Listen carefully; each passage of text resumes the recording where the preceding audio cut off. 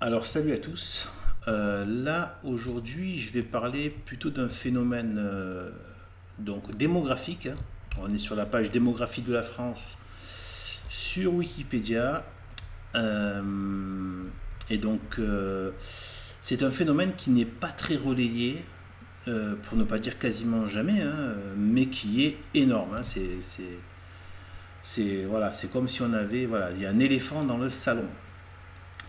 Mais pourtant, personne ne veut vraiment en parler parce que ça remet trop en question les choses enfin, qui nous amèneraient à l'irrationnel. Bon, je m'explique.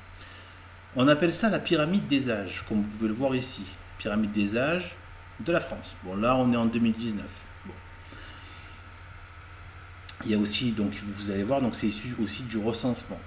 Alors, la pyramide des âges, c'est aussi la pyramide des sexes. Mais ils aiment pas appeler ça.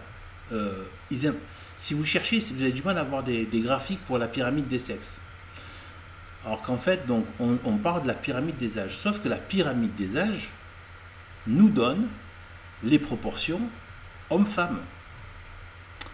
Et on se rend compte, donc, qu'en fait, eh bien, il y a à chaque fois, donc quasiment à chaque année, là, puisque ceux qui sont nés, par exemple, là, qui ont 20 ans là, eh bien, ils sont nés à telle année, hein, euh, 20 ans avant, donc il y avait la même proportion d'hommes et de femmes, à chaque fois. Et le graphique se suit de manière symétrique. Voilà. Et après, je vais expliquer pourquoi il peut y avoir pas mal enfin, quelques petites différences. Et d'ailleurs, il pourrait y en avoir beaucoup plus. Je vais vous dire par rapport à ce phénomène. Mais malgré les différences assez faibles, eh bien, on voit quand même que ça se suit. Et en bas, là, ils ont mis quelque chose, le même graphique, mais intéressant, où il faut montrer ça sur, sur plusieurs années. Ça va repartir là, à partir de 1900. Vous regardez en haut à gauche ici, là, voilà, 1946. Voilà, et ça commence et ça vous montre. Donc là, on peut vraiment observer que quand il y a un creux d'un côté, il y a un creux de l'autre. Quand il y a une vague d'un côté, voilà, une augmentation, c'est symétrique, c'est hallucinant. Sur le côté droit, vous voyez un côté un peu plus rouge, il y a plus d'hommes. Vous voyez.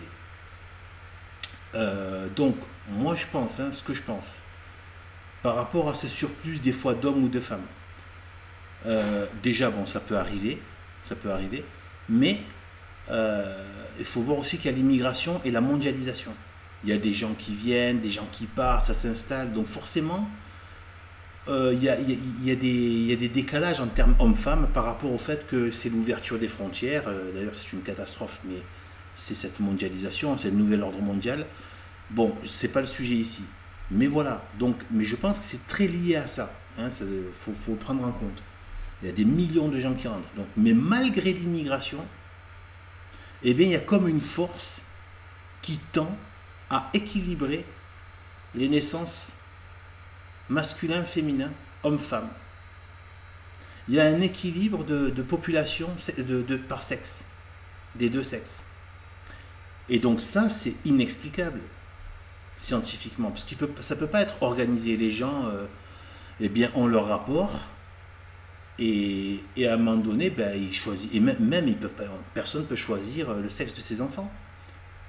Donc, donc du coup, tous ces millions de gens ne choisissent pas le sexe de leurs enfants. Et il se trouve que, regardez-moi cette quasi parfaite symétrie en termes de volume homme-femme. Donc on voit bien qu'il y a une force qui est à l'œuvre. C'est fort possible que ce soit les anges, hein, qui agissent, qui ont beaucoup de marge de manœuvre, enfin, une certaine marge de manœuvre. Ils ont des marges de manœuvre sur beaucoup de choses, mais les anges travaillent aussi sur les... Enfin, en fait, j'en ai déjà parlé dans une vidéo sur le côté bactériologique, mais aussi en fait, en gros, le microscopique. Voilà, sur tout ce qui va être voilà, la vie un peu cellulaire et tout ça. Ils travaillent là-dessus. Euh, D'où les histoires ben, les récoltes, etc., etc. Et donc, c'est fort possible donc, qu'il y ait une, voilà, donc une régulation surnaturelle du volume, euh, au niveau des sexes. Et donc d'un point de vue, euh, on va dire, religieux, donc la Sainte Bible, et donc dans l'esprit et la volonté de Dieu qu'il y a aussi dans la Genèse, c'est qu'il y a le couple homme-femme. Donc on voit, on a l'impression, c'est comme si c'était une sorte de confirmation que Dieu voulait qu'il y ait de la monogamie. Voilà. Donc tout ce qui va faire la promotion des harems, de la polygamie et des relations adultères qui sont de nos jours, la France c'est coculande, hein, c'est comme ça.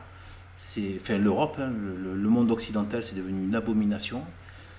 Et donc, tout ça est poussé par les films et tout ça qui donnent ces exemples. Malheureusement, les gens voilà quoi, s'y livrent de manière éhontée. Et donc, tout ce qui va être adultère, les relations multipliées et, et la polygamie et les harems, eh bien, sont des choses contre nature et donc contre Dieu aussi, puisque la nature, parce que le surnaturel régule la nature. Parce qu'il n'y a pas d'explication strictement naturelle. Vraiment, pour arriver à une telle symétrie parfaite de répartition des sexes au niveau des naissances. Voilà. Donc voilà encore une belle curiosité de la création, malgré ce monde qui nous a désenchanté la vie avec leur matérialisme immonde. Mais non, il y a encore l'enchantement et la marque de Dieu et on doit s'en réjouir. Allez, salut à tous.